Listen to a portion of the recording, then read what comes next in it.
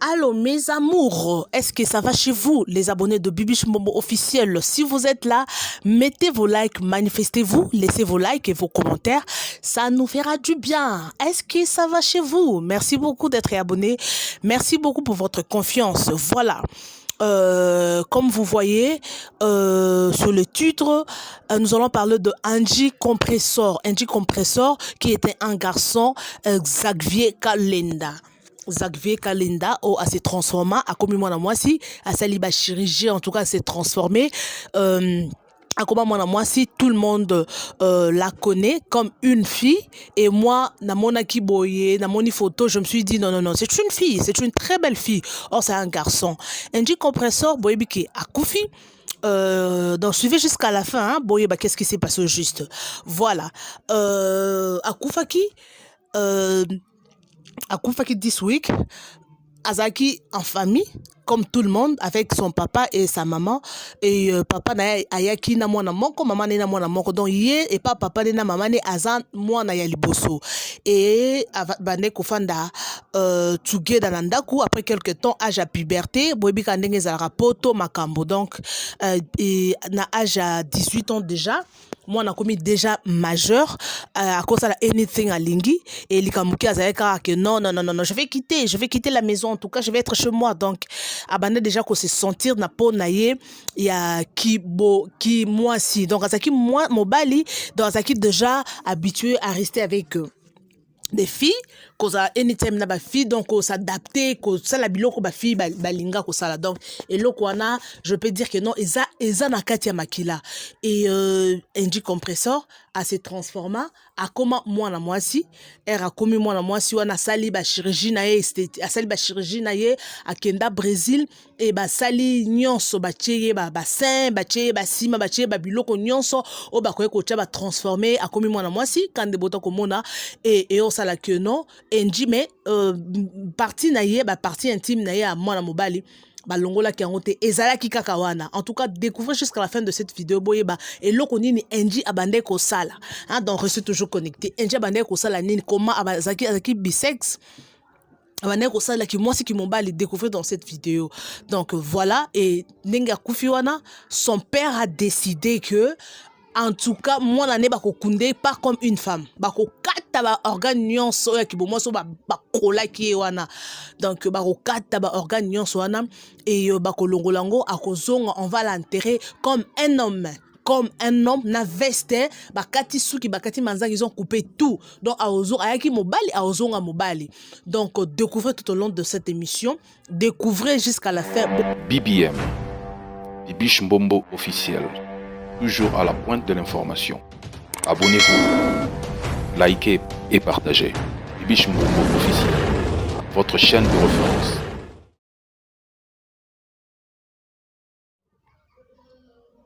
Un grand merci à vous d'être connectés, mes amours, les abonnés de Bibiche Momo officiel. Est-ce que ça va chez vous? Je suis là. Abonnez-vous, connectez-vous et cliquez à cette cloche de notification. Hein, donc, excusez-moi pour la rapidité. J'aime trop être rapide avec mes abonnés. Est-ce que ça va chez vous? Et puis, birthday à ceux qui fêtent aujourd'hui. Mes condoléances à ceux qui pleurent, courage à ceux qui ont des problèmes, qui sont dans des moments difficiles. En tout cas, Toza Tougé Nabino. Voilà. Un grand merci à Mistabi. Un grand merci à tout le monde, à ma famille, ma maman Galula Street, moi, ma maman Galula Street. Donc, merci à tout le monde qui m'aime, qui me soutiennent de près ou de loin. Voilà. Angie Compressor, j'aime faire ma présentation en 30 secondes. Hein, donc, voilà. Je dépasse déjà 30 secondes. Voilà, mes amours. Angie Compressor, Kande Bomoni na titre wana. Oyo azali mwana mwasi. Mwana mwasi to ebi ekeno aza mwana mwasi. Mais en réalité, aza mobali. Ba pede ba kosa.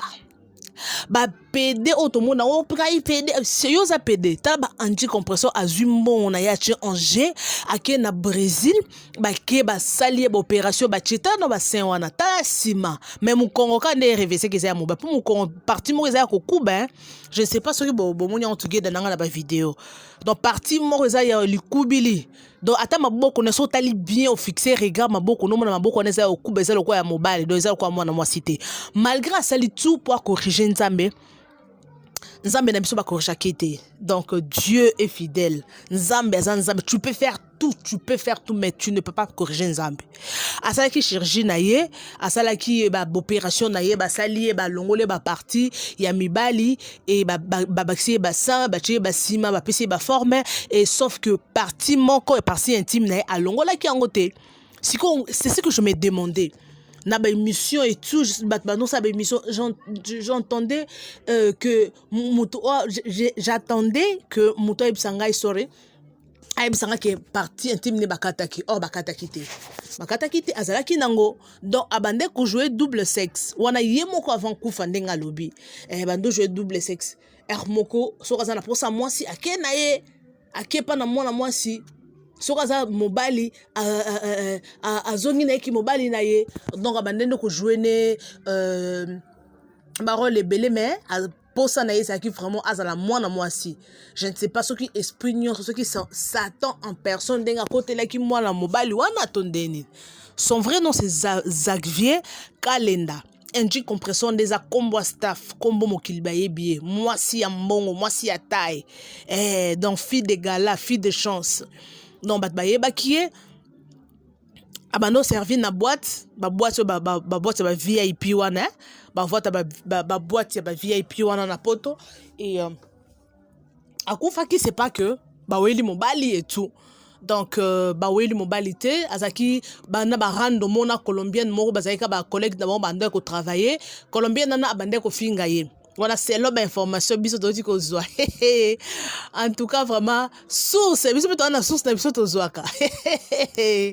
Zombie na bon moy donc vie est compliqué et à partir de wana nde ba welela ki au fait ba welela ki mobilité ezaki rando moko ya kala et akosala ke ba chuba ki mbeli et akufaki donc c'est ça ça ba rancune mo depuis longtemps donc akufi wana et famille ba muso ba yeba kite et ba ko informer famille na ye ba saki effort famille na ye saki au courant ba yebi liwa ya mwana bango et son père a dit parce que ndenge akufaki wana ye na mama na ye na papa na ye babandaki ata kosolola te bando solola te parce que sa maman était vraiment déçue. Azaki déçu maman ne apprenaki que NG compressor azali susu mobilité akomi mwana mwasi non maman na ye abande ko solliciter susu te atangai oyo bibi shumbombo so na okike mobali nanga mwana nanga wonga na boti akomi pede na buke likolo je vous dis na buke likolo na kozo na ebiti na buke likolo na buke na non eloko wana na ntimango te parent nini akolinga ke aboti mwana 9 mois. Moi bana bajara bon baza pe bana ba ba dépense baza bano ba bela pamba pamba baza bano ba do mwana au parent nyoko ameli lelo mwana koma pede non ça fait très mal et maman na ye abandaki lisusu ko solisa yete bakabona ki azaki en contact na famille famille babwa ki c'est normal famille babwa ki ça y est mais je sais pas genre ya bato bon est-ce que existe vraiment heureusement existe qui parce que hier un jiwana existe qui a se transformé a commis moi si azolata biloko basi donc elle était vraiment sexy tellement moi nzambe nanga Jésus o batu mususu bazoluka ta ba nyonyo wana minene wana ba pesa bango tala enchi tala mokili dites-moi un peu bon fait tokoma kuna tokoma et enchi wana abande ko mana mindele ba mindele wana andoko bimana ye ko salaki mondele bakabona ki na mondele wana et ça là qui peut pas si makasi quoi voilà et ça là qui est pas si makasi et ça qui est vraiment choqué mais elle continue finaye elle continue toujours à travailler na boîte ce qu'on a la tout dans nos NG compresseur bien mat bozara na ye abano sa nenga na boîte malgré se transforma bongo ngana kaisa atandenga se transforma bongo comme moi selinga abimata na milliardaire moko boy. Donc ndenge sali ba chirurgie wana za rapport ba no servir na boîte ta boîte on les luxueuse ata boîte on les luxueuse donc à se transformer rapport à ça na boîte mais normalement fala za star mo munene mokile yebi aza na mbongo moko ya danger abana millionnaire to milliardaire moko donc omoni kanda nzambe hein. Donc NG akufi na ye c'était vraiment une très belle femme na elonga mwasi comment non asa mwasi kitoko taille kitoko everything ezaki nango kitoko mais sauf que une partie intime na ye ezalaki toujours malgré abando ça qui moi ciné mais azaki toujours na colline e azaki toujours na colline e bon to benga on excusez-moi mes amours, j'aime bien na que bon la nanga et ça partout ba papa ba maman ba tatu ba tatu na ba mamba mpangi ba nduku ba pendi donc azaki toujours na colline ba ndeko tambola nango. Moi je croyais même que ba longola qui est coli wana bazo ba ne beaucoup ça m'embêtait hein, je ne sais pas hein. Non, on a cassé qui ba longoli wana bazu suko bazu ki ba tobola ki soki ba troua ki soki ba sala ki ba muni nkuna na kati. Or azaki neka toujours na colline mais ça les loro de presque loro te pour bazu ka ni ba bambie ka ba ni ba bassin et puis si ma bazu ba vimbi si ba sali forme. Ah, au moins que non oko corriger ça m'embêtait. Donc akufaki na ye lelo, dis-moi un peu. Botika na ba commenter, est-ce que réellement enji wana bo mona wana? Est-ce que arokene lola? Parce que lola non ba fongoli pour citer hein, ba bazana na séjour de mort. Ba tunyo bazana na séjour de mort. Na séjour de mort arokene na séjour de mort nini? Est-ce que le jugement na eto bi kan zambe ka yemo ako juger to ba ne juger point. Muto aboye. Que son âme repose en paix. Atabinomo que son âme repose en paix. Amenez qu'on repose en paix. Biloko bese biloko to encourager te. Je vous dis mes amours, les abonnés de Bibiche Momo officiel, abonnez-vous s'il vous plaît. Abonnez-vous. Je vous demande de vous abonner et cliquer à cette cloche de notification. Bon cliquez pour anytime ba news ezokota. Bon like rapé belé. Bon like kaka, je sais que vous êtes là. Na Zimbabwe. Moi j'ai été en Zimbabwe. Je vous dis na Zimbabwe ba pédé ba linga bangote. So ba moni pédé na Zimbabwe ba obomaye je vous dis. Ba obomaye en plus ba moni rosa c'est qu'elle ba pédé ba kangono ba en prison. Moi j'étais en Zimbabwe. To voyage na garçon mo to na Zimbabwe et j'ai oublié le nom. Elle a pédé mo benani ça Stéphane quelque chose comme ça. Na bossa ni kombo na yo. To voyage na biso to koma na Zimbabwe. Na ebisa yo ba ebise babi papa omondo zana zonga mobile so sali carrière a otika na Zimbabwe a okota poza ba ko risquer ba boma yo.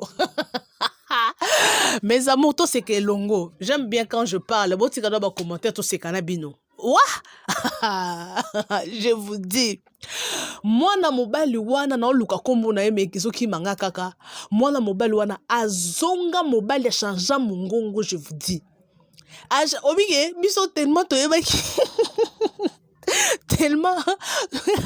tellement toyebaki ki aza pédé tellement toyebaki aza pédé tokoka siko kokanga tomona siko transformation à la seconde muta s'est transformé a changé mongongo ba pédé basana oui ma copine papa a changé de démarche a changé mongongo po yoka kinini awa baboma batu awa so oza pédé ko tikala ba on peut faire na Congo fachi beto sala bango boy il faut pas sala bango boy pour bloka boy ça bien té azonga mutu ti na ndenge pa ya koleka bon sans comprendre donc cela veut dire que ba yeba basala so alo bien zonga ki mobile azonga bon moni rôle la déchet ça joue ka a jouer makambo solo et ça ba réalité ça le marado ça pédé mais ça lango qui pédé mais so alo bien azonga mobile a kozonga mobile en tout cas ça fait très mal les comment ya ko encourager té to ko encourager té hein to ko encourager le côté donc NG ba ko kundaye et tant que mobile ba katie biloko nyonso oizo la sekeza moi si ba longoli yango c'est son père biologique qui a dit ça. Est-ce que papa bon ça nesengo ya ko bota quelle honte ata mokilo mabakoye bateke non son père mais bato pe bia pembeni ba famille et puis quartier ba ke non mwana wana s'est transformé comme mwana mwasi wana papa na yeyo boyebi honte nini boyebi souffrance nini papa na yaza nango ti lelo peut-être pendenga kufi boy peut-être pe motema na bango ya maman quand même até ça la passe mais quand même ba sepeli que mwana bande ko longola bango soni là c'est la honte d'une famille et c'est la honte. Parce qu'il y a d'autres choses spirituelles, ok? Il y a d'autres choses spirituelles. So boké na on a nenge ya spiritualisme, bako sambe la pona ye et ça lini esprit nekimi. Mais et comme ati na niveau qui n'est pas ça l'opération. Si ko ta yo no kufi basi ba longoli ba parti wana.